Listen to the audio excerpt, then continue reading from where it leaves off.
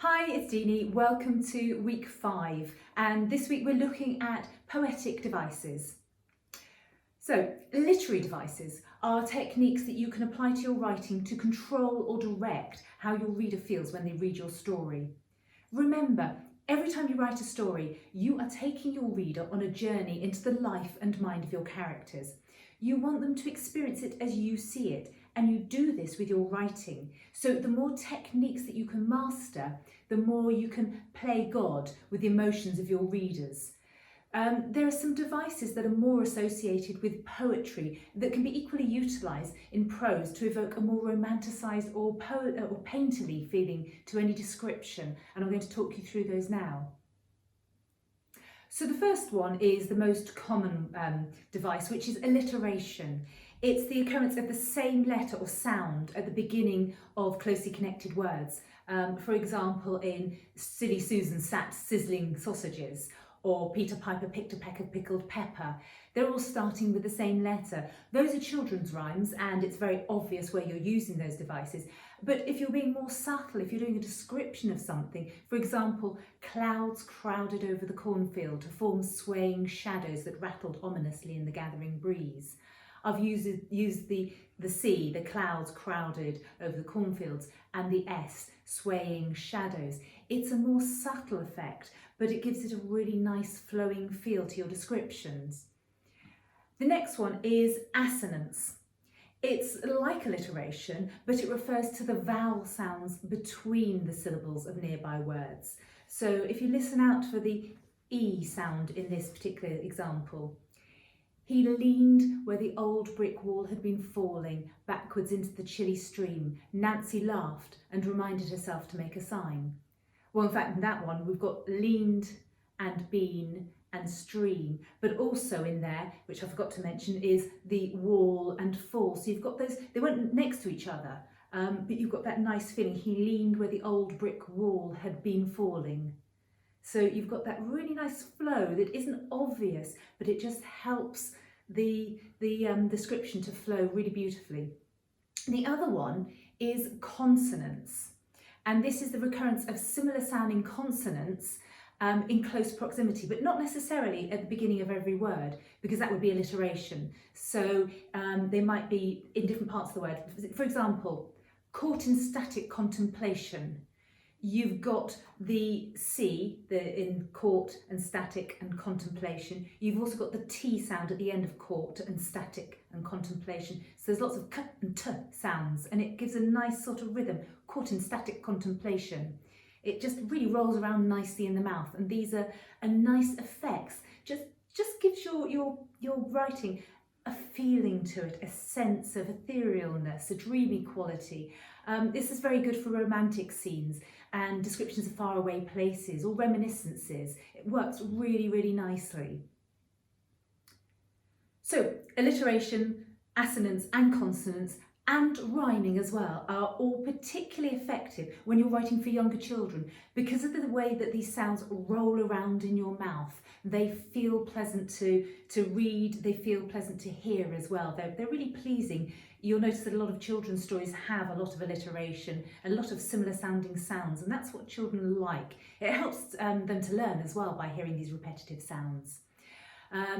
You probably, if you're from England, for example, heard she sells I can't say it. She sells she sells seashells beside the seashore. It's a really common rhyme, and as you can see, it gets trickier as you get older. That's for children, but of course in writing for adults as well, the trick is to use these devices in a way that's not obvious and doesn't jar the reader. They can't hear that you put them in there on purpose, but they're still there and they enhance the flow of the sentence.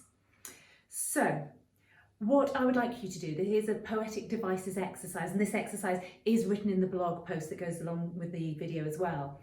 I would like you to describe a really amazing setting. It can be somewhere you've been or somewhere completely made up, I don't mind. Use poetic devices such as assonance, consonance and alliteration to bring the wonder of the place to life. read it back to yourself and make sure that the devices are subtle. It doesn't sound like a children's rhyme, unless of course you want to write one for children and then really go to town on all those devices, really push them out there. But if you're writing for adults, don't make it sound laboured, make it sound subtle, as if you wouldn't really notice they were there unless you were told. So have a go with that. I'd love to see what you write. Put any of your work in the comments on the blog for me to read. That would be great. Okay, we've talked about devices. Here's something to avoid now, and that's the repetition of words.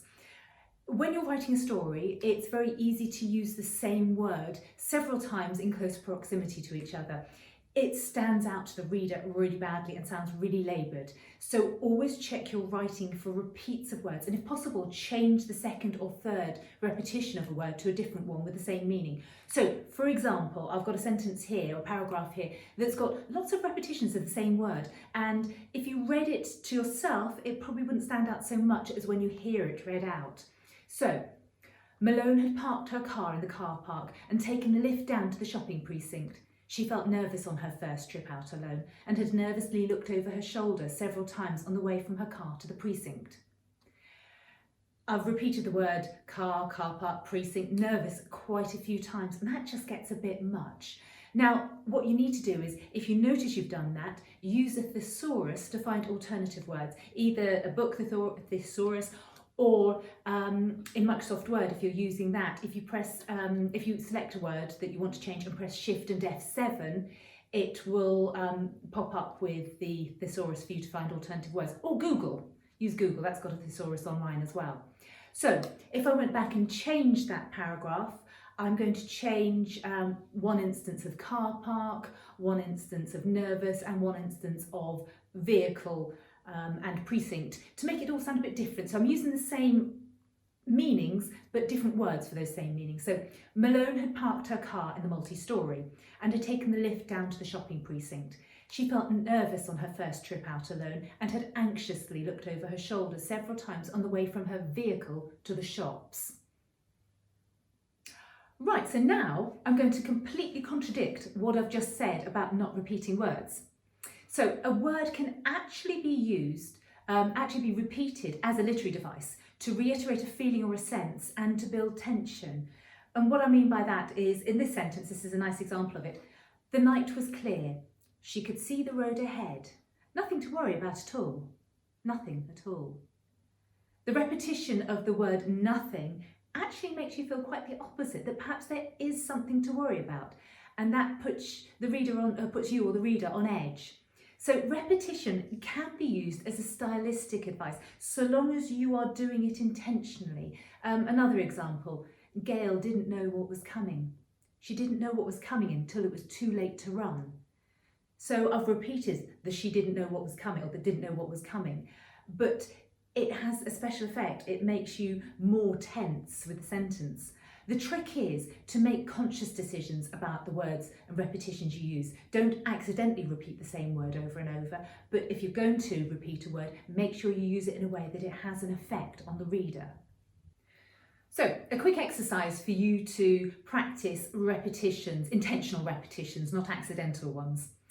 What I'd like you to do is to write a paragraph or two for the scenario I'm going to tell you in a moment, using repetition to make the reader doubt that the young girl I'm going to tell you about is as safe as she believes herself to be in this situation. So, the situation and the girl. Celeste is 15. She's meeting a man that she connected with on Tinder, which is a dating app of sorts. He says he's looking for teenagers to test out a new dating app designed for under 18s.